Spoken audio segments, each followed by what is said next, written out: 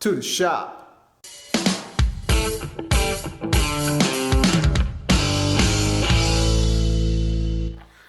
Hello everybody, welcome to the second episode of Faison's 1990 RM80. We were working on this thing yesterday. We ran into big problems with that exhaust. You know, whenever you buy something on Facebook Marketplace and somebody says, well, you know, it's all there, you just got to put it together. Don't ever listen to that. Don't ever believe in that, okay? Because I got so many parts that don't even fit, and the exhaust pipe was one of them. It belonged to some other type of a RM80, but it wasn't the 1990. It was way off. So as you can see from the time-lapse, we ran into all sorts of problems. I had to cut it and re-weld it, and then you're blowing holes through this thin steel, you know. And but anyways, we ended up patching it, and we'll see how that does. So today we are gonna be hopefully wrapping this thing up. We got a new caliper. We got a new caliper. We're gonna Nice gold one. A front caliper we're gonna put on. So we're gonna hopefully get all the controls working from the throttle. Well, we got the throttle working. I'm hoping that somehow I can make this lever fit on there. Because the handlebar thing, Sophian's Sophian's. Hey, I like your Reese's hat. Sophian's a 250. His 250 dirt bike, that thing. The handlebars are basically the same, and at that point, it'll just be a waste. Okay, well, yeah, we'll see. So we have a lot of little stuff we have to do. Like I said, we're going to hook up all the controls, the clutch, the throttle, the front brake. We're going to have to bleed that. The back brakes, we already did that on the old episodes there. We got to get the front wheel tied in. Back too. We have the chain to put on, which, again, it's one of those things. I cannot find the master link. I lost the master link. So I went to a local hardware store.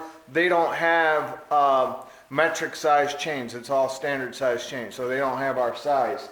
So we'll see. When we get to the chain part, I'll have to look and see if I have a master link. Otherwise, that's another part I have to order, you know. But other than that, we're gonna hopefully get the gaskets, not the gasket, the graphics put on. Yep, the and side plate. Yep. And then one of the last things we have to do, and it's a very important step on a bike like this, is we have to make sure everything is buttoned down, all the bolts and nuts are torqued properly, and there's nothing loose on something like this, because you don't want something coming undone at the high revving engines and bikes like this. So we'll go through all of that, make sure it's safe, make sure it's sturdy. We are going to shove that empty airbox in there. So when Subframe up, so if we find a boot, yep, if for the car, to hook up to the car, all we have to do is just hook it up. all we have to do is plug it in. So we will get our airbox back in there. It'll look like a complete bike. So we have our time lapse going right now as we speak, and we're gonna get to work and hopefully get this thing done for you. It's been a long time, so we'll see you in just a little bit. We did run into an issue with the airbox. This is a problem. Okay, after looking, we're missing some parts on this. So first of all,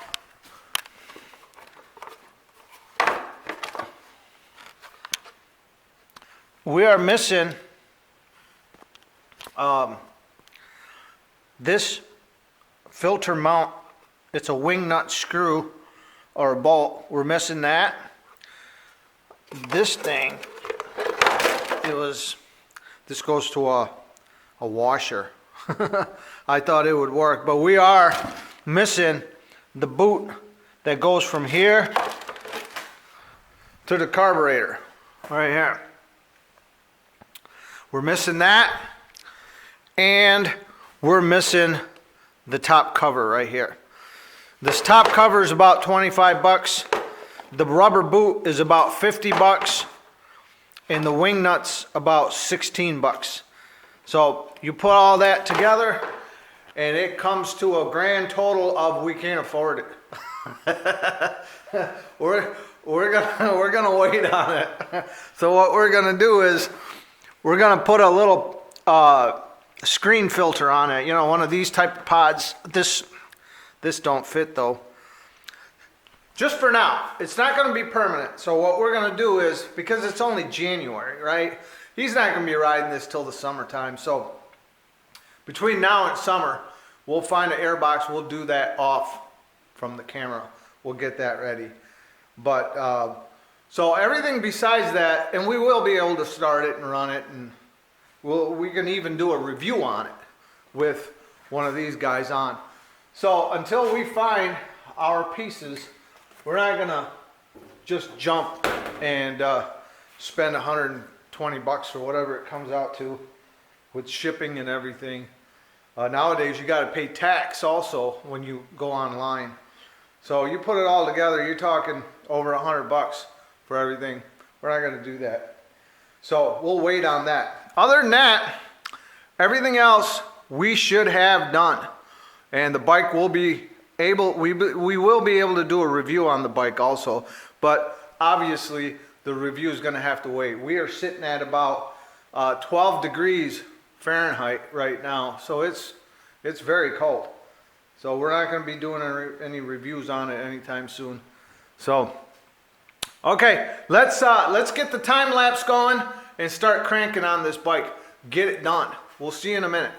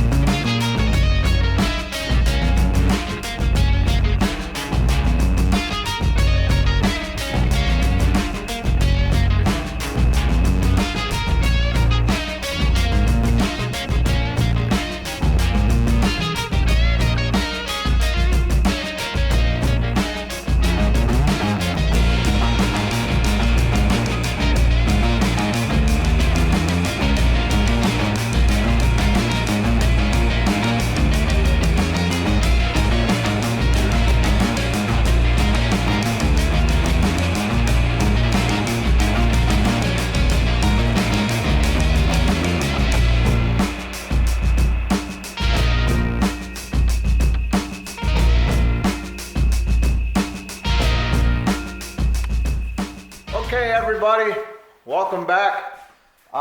This is the second day of episode 2. You know, we got our parts yesterday and we started working on this thing, and I apologize, but you will not see the first start on this. We will start it for you, but we've already started it.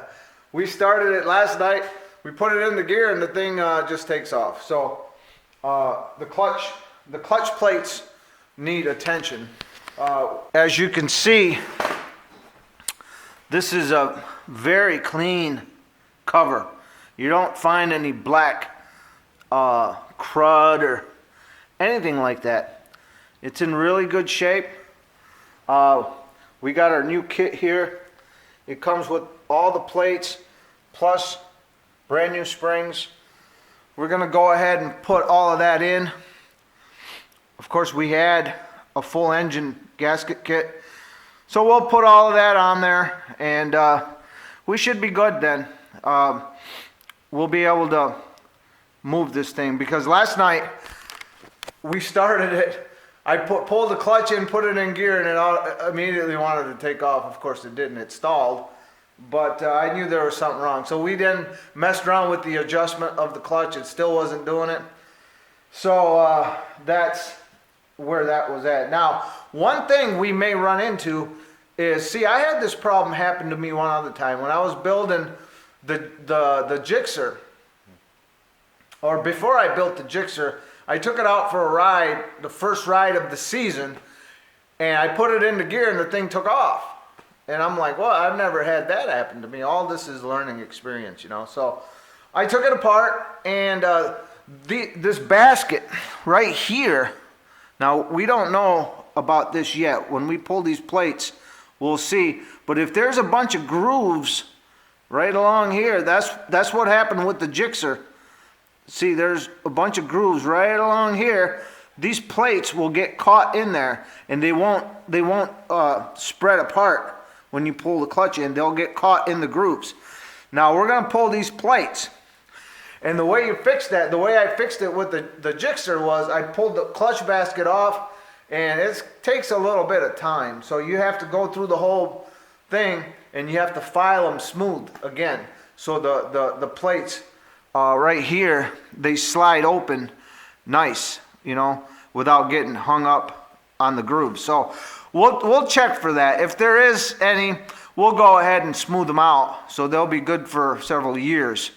But as far as I know, the plates were just, they're stuck. They're stuck together, and that's typical of a bike that's been sitting for a long time. So, but at least it's clean. Look how clean that is. You don't find any black garbage and everything in there. It's a very nice, clean engine. We like that. So, in any case, let's go ahead and get the new clutch in, and then we'll see you in a minute. So, these aren't tutorial videos, but I just wanted to give some tips here. This is an opportunity, so I think I'm going to take it. Here, what I'm doing here is, you know, some of this stuff I do off camera, but some things are worth sharing, I think. So what I've done was I've taken some oil, and I'm just bathing the new clutch discs in oil. Now you can see this oil is black. This is used oil, but this is good used oil. Now what's the difference between good used oil and bad used oil? Well, this is oil that does not have any debris in it. This is just from a nice engine. It's clean, but I can reuse it for this type of stuff. Okay, I don't use stuff with debris in it, but this is clean oil. It's just been used, and this is great for bathing new clutch discs in. So I just bathe them in there, and I'll move them around here a little bit, get all the oil up in there. See that? It's kind of a messy job. That's part of the reason, you know, what I did, I stuck nice oil in the crankcase, and after I did the oil change, I realized I could have done the clutch. I wanted to do the clutch. So then I'm like, well, I don't want to just drain all that oil out of there, because usually once the oil's been in the motor, I don't put it back. It's not, I don't reuse it in the motor. I'll reuse it like this, but I won't reuse it in the motor, and I didn't want to waste it. So, but in any case, the clutch was hanging up anyway, so I had to drain it, and we started doing the plates on it. But I wanted to share that with you. You do want to oil these plates before you put them on. Now what we're going to do is we're going to start peeling these off one at a time and start putting our new ones in, and then we'll put a new gasket on here. I'm going to try to peel this off carefully so I don't have to sit here with a knife and get everything off that way. So, okay, we'll see you in a minute. So the reason the plates were hanging up is the grooves. You see that? You see one? Here, let's take this off for a minute so you can see. Every one of these has grooves in them. And when you have these,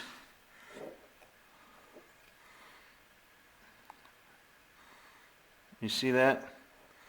When you have these grooves, the plates cannot spread apart. They get caught in there.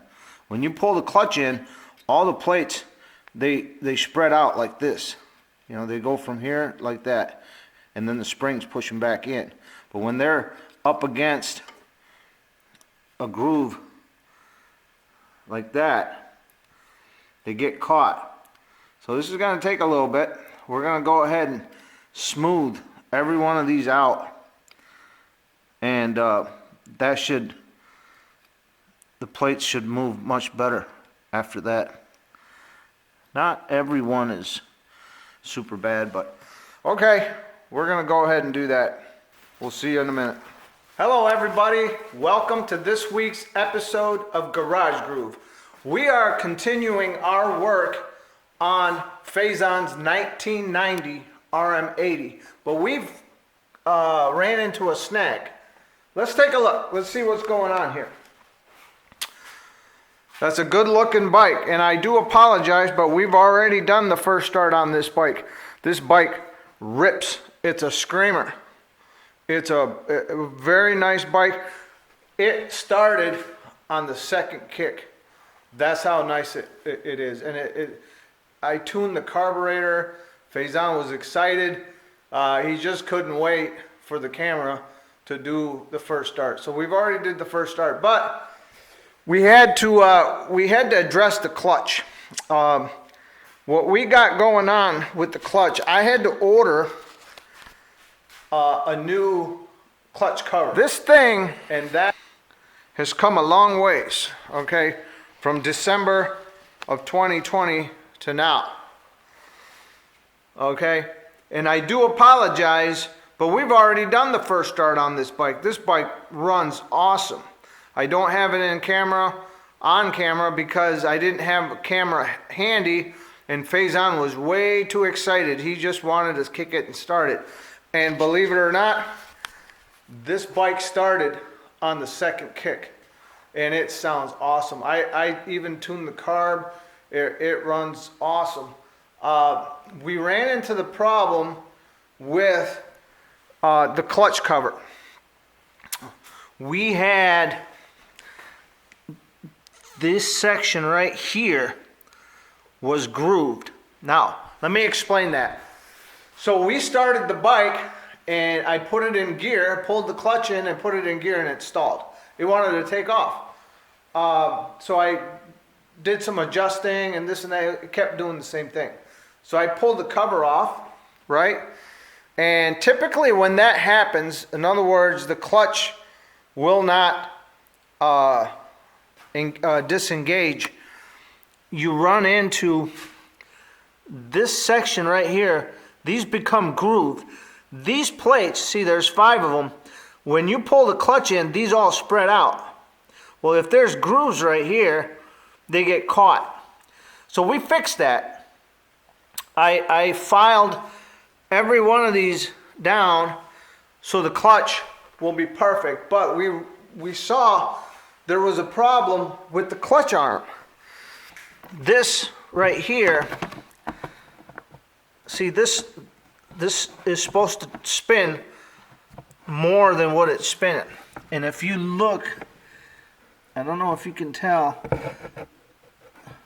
you can see that gear moving. Well, the teeth on that gear are in real bad shape. So I priced this arm. That's this shaft right here that goes all the way across. That's $50. They don't give this stuff away. It's 50 bucks for that stupid little piece of steel, right? And there's a seal that goes in here. That's like $6. Well, that's 56 bucks. So for $60, I went ahead and I ordered another good used clutch cover. It comes with a clutch arm and everything. Unfortunately, that's not coming until I think there's a few more days. It's coming UPS. So there was another item I had to fix this week.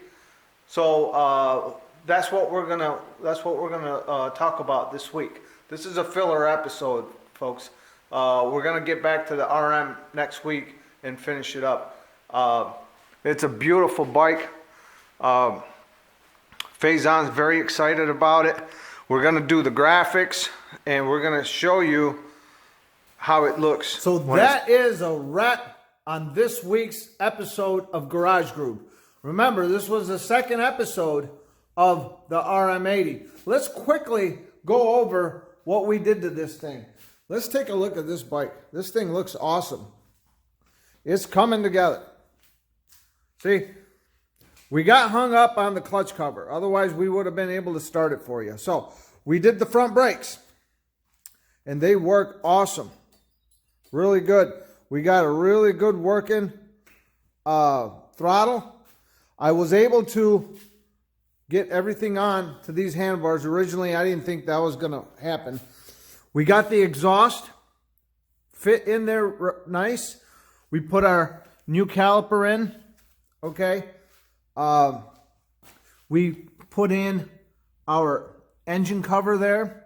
We had to do a lot of work to the exhaust to make it work. That was not for this year RM80. I don't know what the hell that thing was, but it works now, and it works good. We had to do some welding and cutting and yada, yada, yada. On this side, you can see we got a nice gold chain on it. I did get a master link on it. We got our temporary filter on. We got our air box in.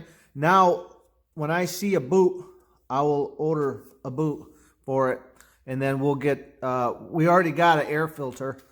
We got a radiator in. We got our shrouds in. We got our rear fender in. I mean, it's coming along. It's looking really good, and it runs as good as it looks.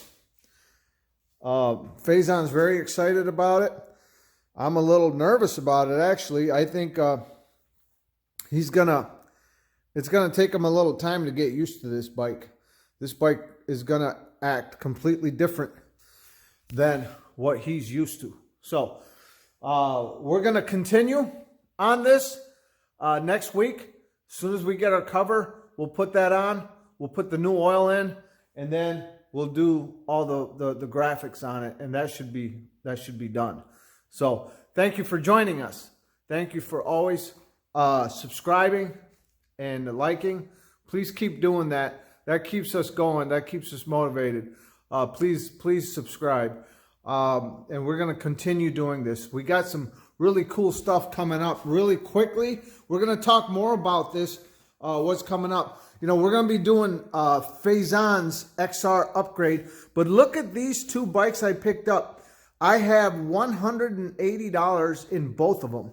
What we have here is a newer XR rolling chassis. It came with no motor. I got it for 80 bucks. I got this for 100 bucks, and it comes with the motor and everything. So whatever parts this guy is missing, we're going to get it from this and make one really nice XR, and we're going to sell it. But before we do that, we're going to upgrade Faison's XR. He's getting a little tired about the looks of it, so we're going to change it up a little bit, give him a good-looking bike that he's happy with, his 4-stroke. Remember, he's got 2 bikes now. He's got his race bike, the 2-stroke, and then he's got his white one, which is the XR. That's his 4-stroke.